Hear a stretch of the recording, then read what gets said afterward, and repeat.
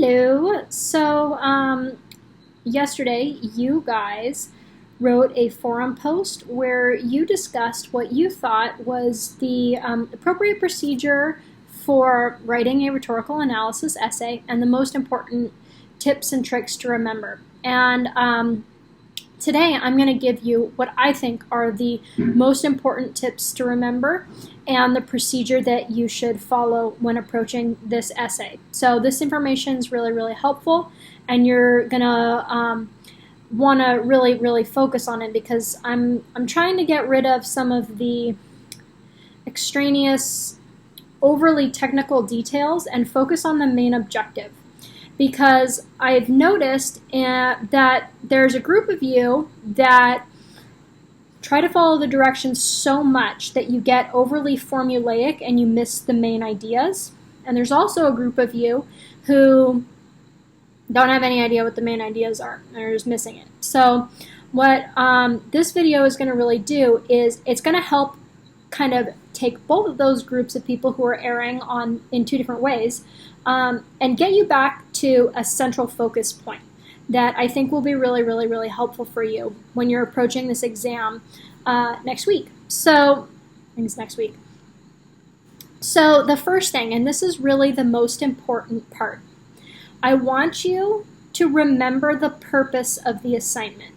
The purpose of a rhetorical analysis essay is to analyze how an author uses writing strategically to accomplish a specific purpose. I'm going to say it one more time because I really want you to focus on that.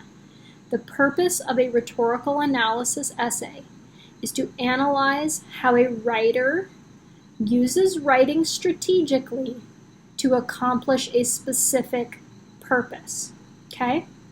So, first step, when you're reading, I want you to focus on what the specific purpose is and what specific strategies the author is using.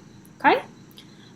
Just like I just said, is the main purpose. So focus on the specific purpose and what strategies the author is using to accomplish it.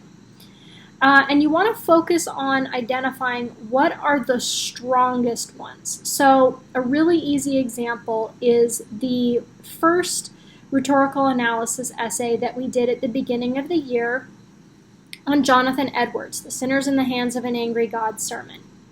And in that one, the sermon was dominated by appeals to pathos and strong imagery. Okay? So if you identify a bunch of all these different rhetorical devices and you're giving examples of all these different random little things, fine, but if you're barely addressing the main ideas, which is the appeal to pathos and the strong imagery, and how the purpose of using those strategies is to get his congregation of Christians to repent and return to God, you are missing the point. So focus on the strongest strategies and connecting them back to why the author is using them. Okay? So then when it comes down to when you're writing, first thing you got to write is the introduction, just like any essay. And the guide on how to write an AP rhetorical analysis essay has a really great template that I think is really important, really helpful for you guys. But I don't want you to get so focused on following the template that you miss the point. So I want to recontextualize what the introduction is actually about. The introduction is where you summarize how the author is using writing strategically to accomplish a specific purpose.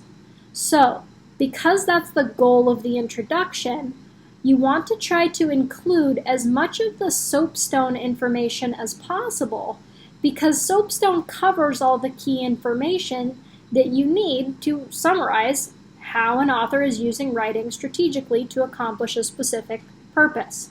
So, some of those things, you want to include who the author or speaker is. That's your speaker. You want to include what they're writing about, the subject, why they're writing about it, the purpose, who they're writing to, the audience, what they hope to accomplish, the message, and how they're accomplishing that goal. And so that's where you list some of the main strategies that you're going to cover in the body of your essay. Okay? And then you move on and you get more specific in the body of the text. So for the rest of the essay, what you want to do is you want to work chronologically from the beginning of the text to the end, identifying the specific strategies that the author uses, giving a specific direct quote that provides an example of that strategy being used in context, and then explaining how that strategy is being used to accomplish the writer's purpose. So it's this 3-step thing that you repeat over and over again. Identify the strategy, give a specific example of the strategy in context, and explain how the strategy is being used to accomplish the purpose. And you just do that repeatedly over and over again. Okay? So ideally, because you're covering you're working chronologically, you want to have 3 body paragraphs. One that's focusing on the beginning of the text or the speech, one that's focusing on the middle, and one that's focusing on the end. And then you just have your conclusion to sum it all up and wrap it all up. You don't need to spend more than 3 minutes max on the conclusion. You want to focus your time on the introduction and the body paragraphs. Okay?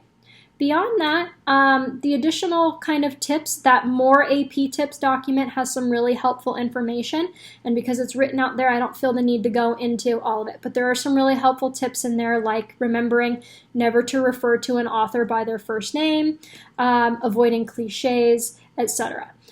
So you are going to want to review those documents, and then if you have any questions about anything I covered in the video, let me know before you go to rewriting the essay, because this is the last opportunity you guys really have to get a handle on this. We've got a week and a half before the exam, and so I really want you guys to feel prepared going into that. So ask any questions that you may have.